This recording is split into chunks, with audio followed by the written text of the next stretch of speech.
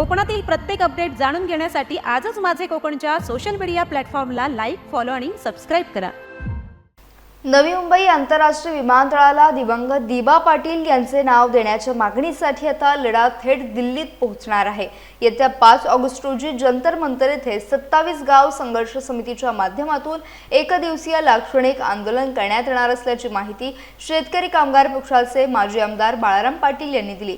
या आंदोलनासाठी 1000 जणांना परवानगी मिळाल्याचा दावा त्यांनी केला।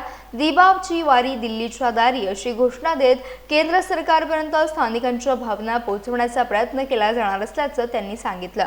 दरम्यान पनवेलचे भाजप आमदार प्रशांत ठाकूर यांनी या आंदोलनाला पाठिंबा जाहीर केल्याचं सांगण्यात आलंय।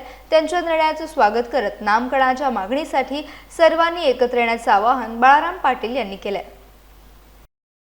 5 ऑगस्टला जंतर मंतरवर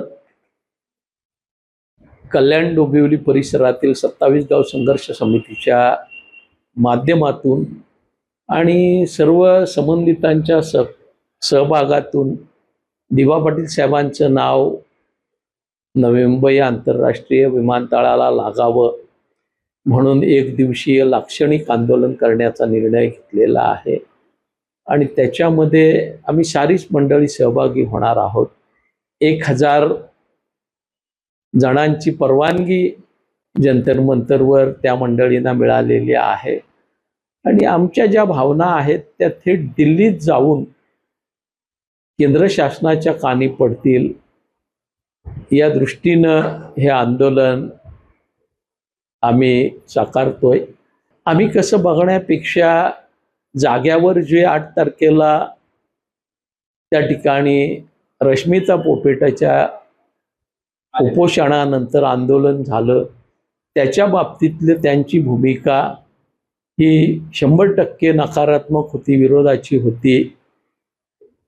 पण आता त्यांना सद्बुद्धी होत असेल तर निश्चितपणानं ती चांगली गोष्ट आहे। कुणाच्या का प्रयत्नानं होईना, कुणाच्या का सहभागानं होईना